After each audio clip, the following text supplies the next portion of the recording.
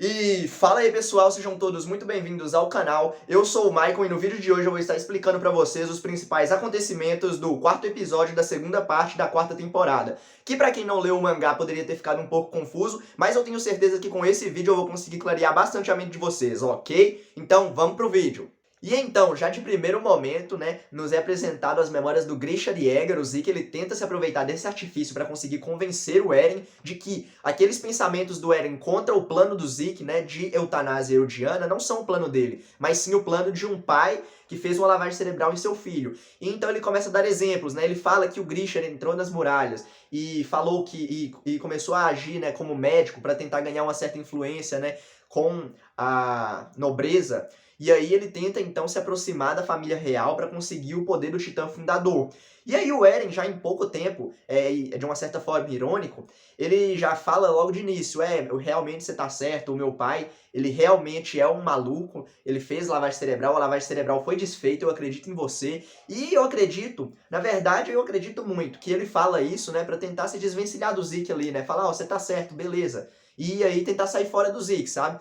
Que na verdade, né, não é o que acontece. O Zeke ele faz uma coisa que pode ser que até piore o lado dele. Ele fala pro Eren assim, não, a gente tem tempo infinito, vamos continuar vendo as memórias. E aí, conforme for passando aqui, vocês vão ver que essa decisão dele pode ter sido o que agravou tudo no final das contas, porque aí o Eren vai conseguir ver um fato que vai ser essencial e crucial para a formação da mente dele, né, e para a autoconfirmação de o que ele tá fazendo é certo, e que na verdade o que o Zeke tá fazendo não é o certo. E então, já em momentos seguintes, o Grisha, ele vai naquela capela, né, onde fica o subterrâneo dos titãs, secreto, e aí o Zeke fica surpreso pela atitude do pai dele, né, porque ele fala assim, bom, não vai ser hoje que ele vai fazer, né, a invasão e vai matar a família Reis, mas então por que ele está vindo aqui? E aí ele começa a ver um princípio de humanidade no pai dele.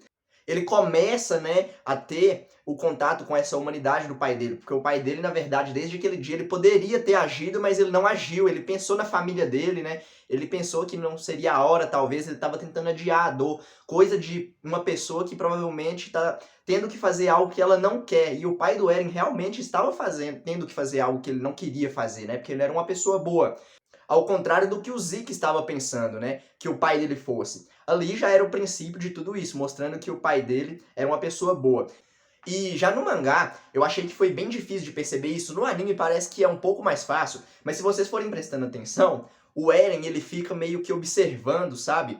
E ele deixa as coisas rolarem, né? Ele vai deixando as coisas rolarem, ele vai vendo junto com o Zeke, mas já me parece que o Eren já sabe o que tá pra acontecer e ele vai deixando o Zeke ver pra ele mostrar pro Zeke, né, que na verdade é ele que está equivocado e não o Eren, que na verdade o pai dele não fez lavagem cerebral nenhuma nele, no Eren, né? E que o Zeke, na verdade, está ali com uma ideia equivocada.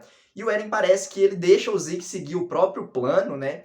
De ir mostrando as lembranças para que ele tenha um próprio convencimento, né? Para que ele veja com ele mesmo, com os próprios olhos, né?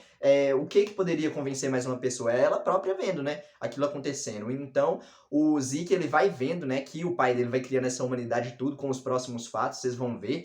E me pareceu isso, sabe? Que o Eren ele já sabia que essas coisas iriam acontecer, né? Que na verdade o pai dele era realmente bom. Porque o Grisha chega em casa, né, abraça seu filho e chora. Ele chora pela dor, né, de ter que fazer isso em algum momento. Ele não quer de forma alguma. E aí, né, ele vai pro porão e começa, né, a ver, os livros, né, e tudo. E tem a foto lá da antiga família dele, né, com o Zeke, com a Dinah, né.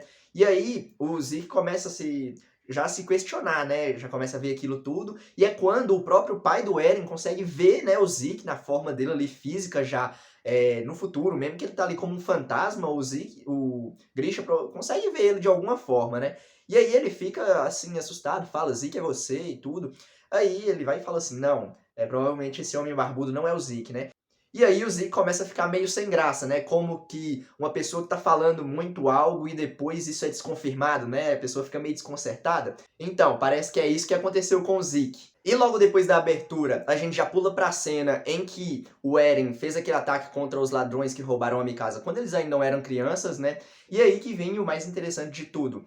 O Eren, né, ele já começa a falar que ele consegue ver que ele não mudou desde o início, ele sempre foi o mesmo. que na verdade ele não iria deixar com que os outros que fizeram mal a ele roubassem a liberdade dele. Ele iria fazer o contrário, ele iria roubar a liberdade de quem fez mal a ele. E é isso que ele está demonstrando até hoje, né? Então quer dizer que realmente parece que ele não mudou mesmo, né? O pensamento dele continuou o mesmo. E aí então o Eren fala para o Zeke, né, que na verdade ele não era o irmão patético que o Zeke esperava encontrar, né? O irmão que você poderia compartilhar as suas feridas e tudo mais. O Eren, ele não tá nem aí com isso, ele quer saber de agir, né? Ele quer ir à luta e pronto. E aí ele começa a falar, né, que o Zeke, ele tá sendo patético, que a única coisa que ele consegue ver é um irmão, né, mais velho, patético, que fica aprisionado aos antigos objetivos do pai, né? Mas na verdade, ele tá mais obstinado com os pensamentos do pai, né? Ele fica com remorso disso, de uma certa forma, né, do que o Grisha foi antigamente. Mas aí o Eren fala que, na verdade, o Grisha, ele sempre foi daquele jeito quando ele o conheceu, né? Quando ele era pai dele, né? Do Eren, que eu falo. Que ele era um homem bom, sim, né? Que mesmo que no passado ele tenha tido alguns objetivos ruins, né? Ninguém sabe de toda a verdade desse mundo, né? E pode ser que por causa disso, dele não saber toda a verdade, que ele agia daquela forma. E agora, né, com o Eren, ele já havia sabido, né, de algumas das verdades, por um diálogo que ele teve com o antigo proprietário do Titã de Ataque, né? O Eren Kruger, se vocês se lembram, aquele carinha, pouca gente lembra, sabe? Aquele cara, eu ainda vou citar ele bem melhor no episódio agora. E aí, o que acontece, né? O Grisha, ele havia mudado então. E o Zeke, ele já começa a ficar meio descontrolado com isso, né? Ele começa a ver. E aí depois ele afirma pro Eren, né, e fala assim, bom, de qualquer forma, é meio irônico que esse pai controlador, no final das contas, tenha salvado o mundo, porque se não fosse por ele ter dado o Titã de Ataque pra você, pegado o Titã Fundador e tudo mais, a gente não estaria onde a gente tá agora, e eu não poderia executar o plano de eutanásia dos Eldianos, né? Ele pensa isso. E logo no futuro isso aí já vai ser totalmente rompido. E cara, pra nós que somos os leitores do mangá, que já sabemos de tudo que vai acontecer, né? O pessoal do anime vai começar a entender isso mais em breve. Aparece a cena do... O Eren começa a ficar focado numa cena, né? Que o Eren, quando ele era criança, ele dá o cachecol pra Mikasa e a Mikasa fala assim, que quentinho. E aí o Eren, ele fica bem vidrado nisso, sabe? Parece que ele sente, sabe, essa cena. Parece que com tudo que ele vai vir a fazer no futuro, né, que vai afetar muito o mundo de Shingeki, que isso vai causar, de uma certa forma, falta nele, como já causa atualmente, né? O que ele teve que fazer com a Mikasa, com o Armin, eu acho que principalmente com a Mikasa, sabe? Por causa dessa relação deles, né? Da Mikasa gostar tanto dele, assim, incondicionalmente, faz com que pareça que ele sinta mesmo uma falta, né? Parece que é a única fragilidade dele. E conforme for passando, né, no decorrer da história, vocês vão ver que isso realmente se torna uma fragilidade para ele. Que ele não queria que aquilo tudo tivesse acontecendo, né? E que, na verdade, ele queria sim que as coisas fossem melhores, né? Que a vida fosse melhor, mas na verdade não é assim, né? As guerras, elas acontecem e por muitas vezes é pra gente defender o que é de direito nosso, né? Pra gente defender a nossa liberdade. Tanto no mundo real, tanto no mundo de Shingeki, o escritor, ele quis demonstrar isso, né? Essa similaridade. E então a cena vai se desenrolando, né? O Zeke, cabeça dura, né? Ainda fala por Eren assim, né? Ele fala o que ele acha, né? Não o que é de verdade. Ele fala assim, ó, eu que tô no... por mais que você tenha o Titã Fundador, é eu que tô no controle da situação. A partir de qualquer momento eu posso iniciar o plano de eutanásia dos Eldianos, mas primeiramente eu quero salvar você. Você que é meu irmão. Eu quero te salvar. Ele fala isso, né? Mas na verdade é o que ele acha que acontece, né? Que ele tá no controle. Nós ainda vamos ter a revelação, né? Do que na verdade acontece, que não é isso que ele tá falando, né? Que é ele que tá no controle. Não é tão simples assim. Não é porque só ele tem o sangue real e o Eren não tem, que o Eren não tá no controle, né? Porque, como no vídeo anterior eu expliquei pra vocês, parece que o poder do Titã Fundador e o sangue real, essa relação mútua entre o Eren e o Zeke, tem uma troca de valores, né? O Zeke, ele adquire um pouco dos poderes do Titã Fundador e o Eren, com o sangue real, adquire, né, um pouco do sangue real para ativar os poderes do Fundador. Só que quem tem o poder total é o Eren, não o Zeke. E aí, conforme a cena vai se desenrolando, né, nos é mostrada a parte em que, quando eles eram crianças, a Mikasa fala, né, que o Eren estava querendo entrar para a tropa de exploração, para a família, né, a mãe do Eren acha um absurdo, e aí o Grisha, né, fala para ele, né, meio que contente, por que ele quer isso, né, e aí fala que vai entregar a chave do porão pra ele, vai mostrar pra ele o que tem dentro do porão, só que ele fala isso não falando, olhando pro Eren, né, antigo, ele fala isso olhando pro Eren do futuro, o Eren fantasma, né, que tá ali nas lembranças dele, né, Então, parece que realmente ele consegue mesmo ver os fantasmas e desde aquele tempo ele falou isso não pro Eren pequenininho, mas pro Eren já adulto. E então esse é o dia, né? Finalmente ele chega lá na capela, ele entra na caverna de cristal dos titãs e ele encontra a Frida, que é a atual portadora do titã fundador. E aí ele fala pra ela que ela tem que acabar com os titãs por volta da muralha, porque senão os titãs vão matar a família dele, vão matar todo mundo.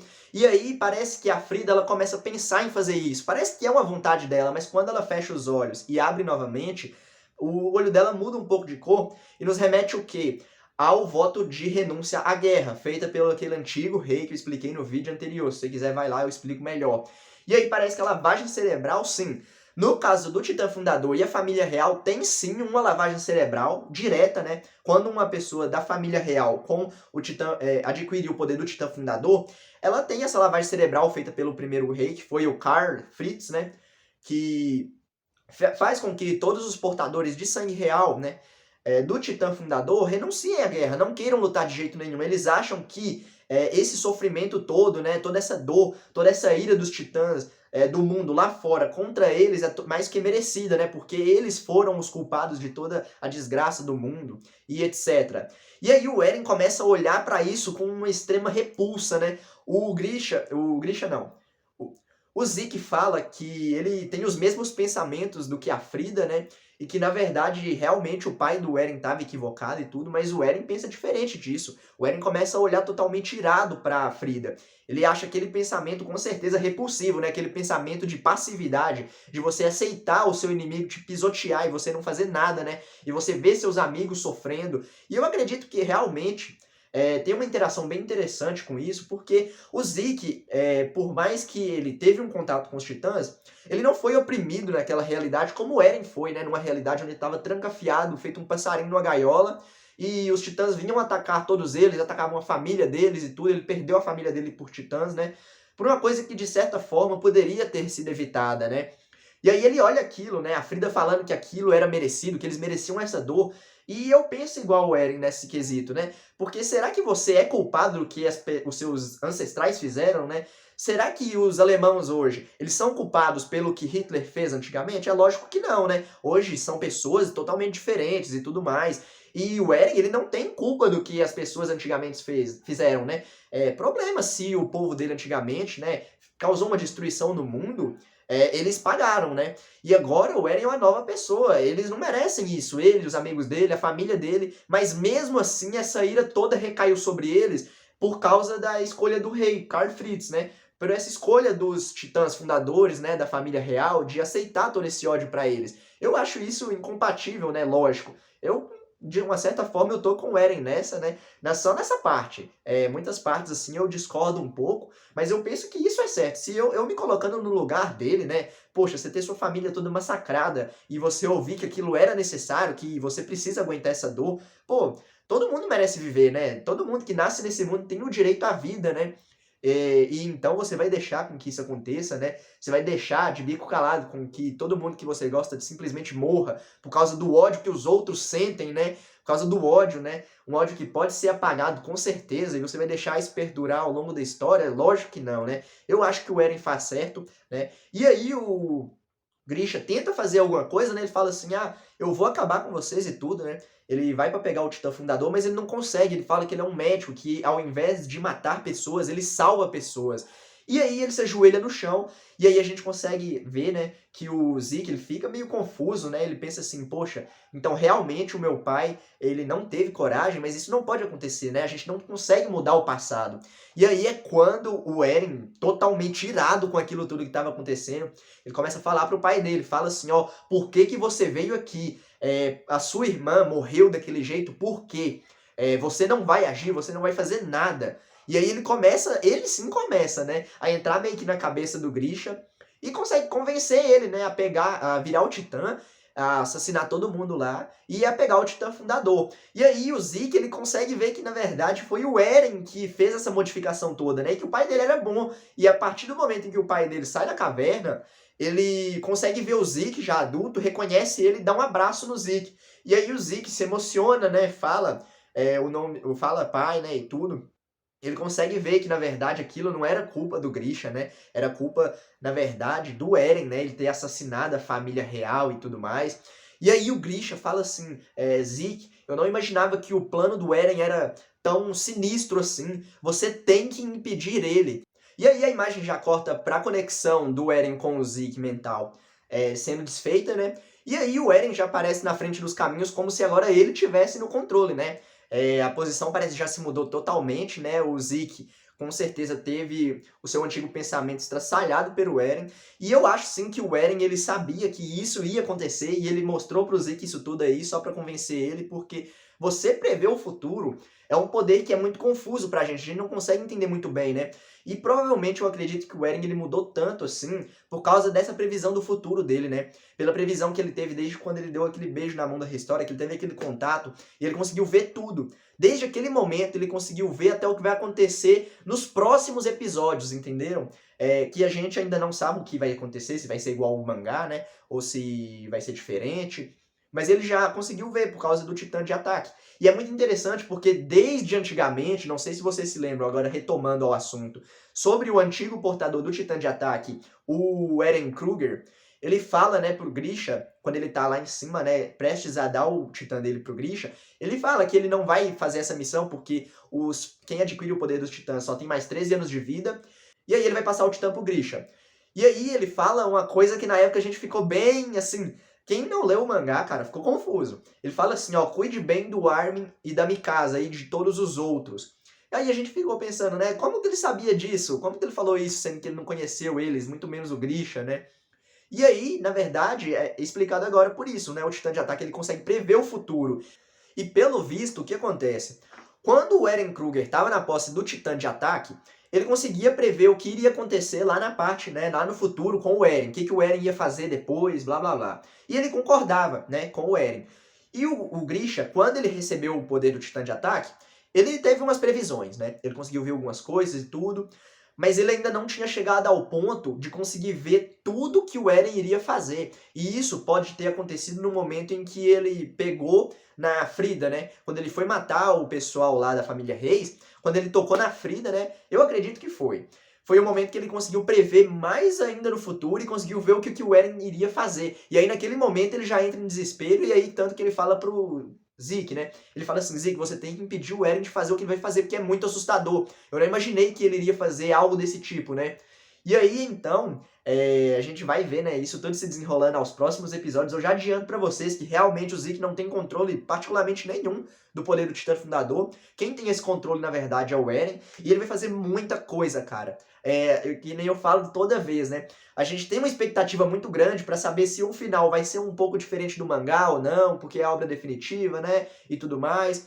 Eu acredito que se for igual do mangá, cara, tá bom demais, sabe? Quem conseguir entender mais aprofundadamente o pensamento do Eren vai conseguir aceitar o final que o mangá teve de uma forma melhor, sabe? E no anime, como a gente tá vendo, o fato de ser animado faz com que a gente consiga entender muito mais coisa do que no mangá, né? No mangá a gente não tem uma entonação de fala, a gente não tem um contexto muito bem seguido, né? Eu, pelo menos, tenho um pouco de dificuldade para entender pelo mangá. Agora, pelo anime, ficou tudo muito claro na minha mente, né? Tudo que vem acontecendo agora, né? As motivações deles, dá pra ver que os momentos de emoção, né, que são importantes na trama, eles conseguem ser melhor entendidos, né, e isso faz um impacto muito grande para que a gente consiga entender a história toda e as motivações do Eren, que no mangá, cara, é muito difícil você entender por que o cara tá fazendo tudo aquilo. Agora no anime eu já imagino que seja mais fácil, né, de a gente conseguir entender tudo que ele tá prestes a fazer, né, nos próximos episódios. E com certeza eu vou gravar pra vocês aí todos os episódios que forem lançando, tentando explicar melhor pra vocês, né, essa conexão do passado de Shingeki com o futuro de agora, né, porque com esse poder da previsão do futuro, muita coisa que aconteceu no passado explica o que tá acontecendo no futuro agora, né, e é com isso que eu vou deixando o vídeo por aqui, né? Se vocês gostaram, eu não peço muito, só peço que vocês deixem seu like, comentem. Eu vou estar totalmente aberto para conversar com vocês aí sobre qualquer dúvida que vocês estejam. Este foi o vídeo, eu vou deixando meu adeus e até a próxima. Fui!